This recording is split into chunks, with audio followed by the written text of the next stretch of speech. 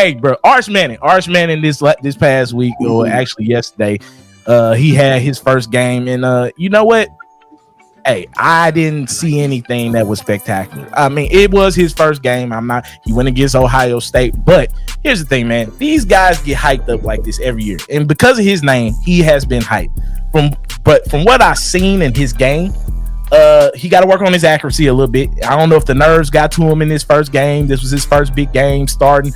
I don't know if that was it, but if this was Shedeur or somebody else, we already know the media would have been all over this. Everybody would have been talking about this for the next week, how bad Shedeur has played. But now that Arch has had a bad game against Ohio State, he only had 7 points, and that was really like a garbage touchdown at the end of the game that he got. It was not a good game for him. So I'm gonna ask the college football expert, which is George. All right, he's the only one up here that really watches college football like that, because he's. Well, I do too. Yeah. Like that. Who your college team? I ain't asked you that, Brandon. What's funny is my team is Ohio State. Okay. So you okay, So I asked both of you guys, what did y'all think of Arch Manning? Because is it just me, or are we just grading him too early in the season? Because I was not impressed. It's giving me a lot of like Trevor Lawrence vibes, where I didn't really think Trevor Lawrence was that good. But that's how I'm feeling about it. I think he just got the measurables in the athleticism, but I just don't see it in game what everybody's seeing. So, George, what about you? What did you feel about that Arch Manning performance? You know what? Number one, I think you're right. His name has went so far before him. We never gave him the opportunity to see if he can perform. So he looked bad, period, point blank. But I think he'll be okay. He does have the skill set. It's just you need more reps, game reps, competition experience. Because prior to this is what is only 12th quarter or something like that, all combined so far. So he filled in last year when yours got hurt, but he get against subpar competition. So now when you look and you got Caleb Downs as your free safety, right? That makes a whole difference. When you got Sonny Styles, the middle linebacker, bearing down on you, that makes a difference. So he'll be fine. I just wish the same thing that's good for the goose got to be good for the gander, right? Mike, you said the best. Had this been Shedeur, oh my God, they'd have ran that man out the gym, right? But again, I give young people grace. I'm going to give Arch grace. I think he'll be fine. Get back home, down to Texas, get some easy competitions, he'll be okay. But I do think that they hyped him up to a degree to where he couldn't live up there if he wanted to. Especially game one against Ohio State. Defending national champs, come on, man. This is what was to be expected. You know what I mean? Yeah.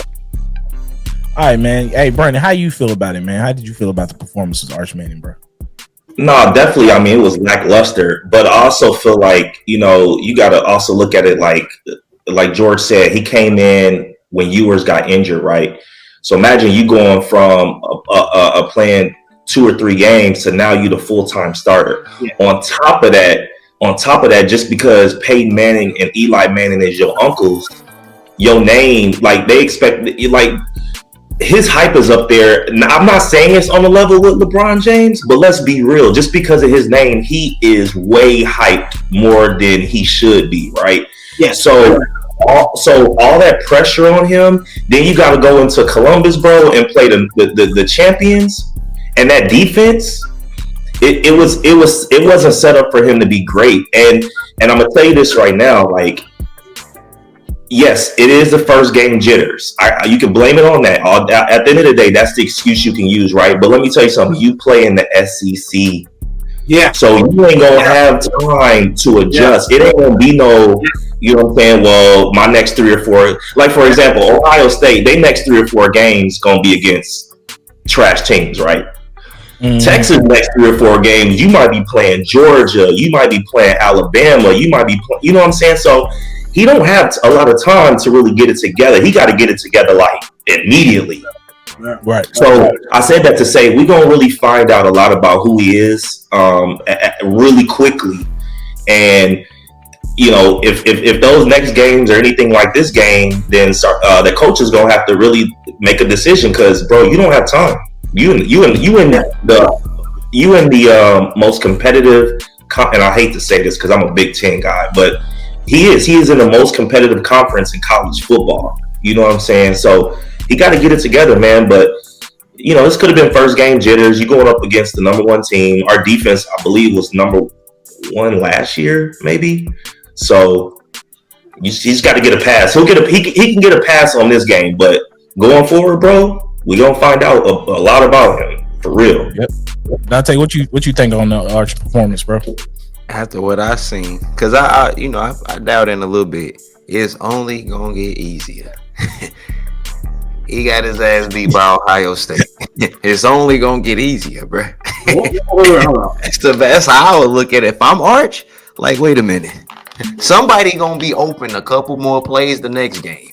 Actually, pull up their schedule, bro. Let me see what they. I'm gonna pull up their schedule real quick. Yeah, I got it right now. So, run through their next 5 or 6 games. So now next week they got San Jose State.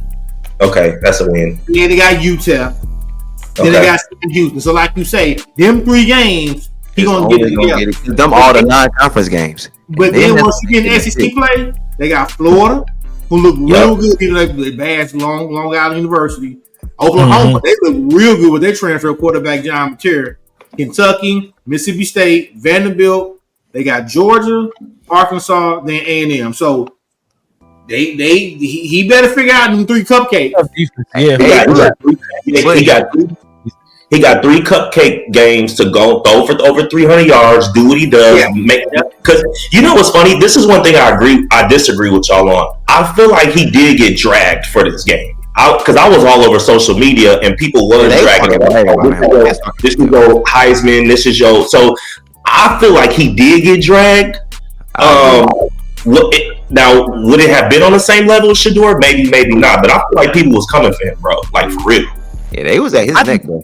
I feel like the main media, and we'll see on Monday because it is just Saturday that this happened. If the main media, because normally when the main media, that's ESPN, that's like Jason Whitlock and all these other guys. When Shedeur or somebody does something bad, everybody talks about it. I just want to see. Now, Twitter, they gonna talk about you either way. All right, Twitter, the first people to talk about. They talking about you during the game, so they definitely was bashing Arch. Social media is definitely regardless, but I want to see if the media, the mainstream media, is going to attack this guy for his first game. I'm pretty sure they're probably not, though. I'll just be honest with you. I think he's going to get a long leash, and he'll probably still be the number 1 pick going into the 2026 draft. But we will see because football is different. We don't know. It's a lot of quarterbacks coming out this year. Well, Mike, wait a minute. Let me ask y'all this then. So why would he come out after 1 year playing ball? That's like he should be 2027. Like, seriously. Yeah. And I get it, his name pedigree, but he hasn't earned that name. His uncles has. He hasn't. We don't know what he's gonna do. He might stay. He might stay for his senior year because his grandfather already said he's gonna stay. So we'll see. We'll see, man. Thank you. You know who's gonna dictate whether he stays or goes? The media. Yeah, media. Yeah, they gonna if they kissing his butt enough and they putting him on the pedestal high enough. I'm gonna tell you this, and I heard this the other day. One thing about the Mannings, everything they do is strategic. Do not get it twisted. You got to remember when Eli came out, Papa Manning was like, "No, we ain't going to San Diego." No, right? So, they got the Manning Pass Academy. They do everything strategically. They do everything in decency and order. Like, they make sure that name is pristine. So that camp is a serious camp over there, the Manning camp. They don't play. So I don't think the media can force his hand at anything. He don't need it like he needs the bread. He got his NIL bag. His evaluation, $6.1 million? So he ain't hurt for money. I promise you that. You know what I mean?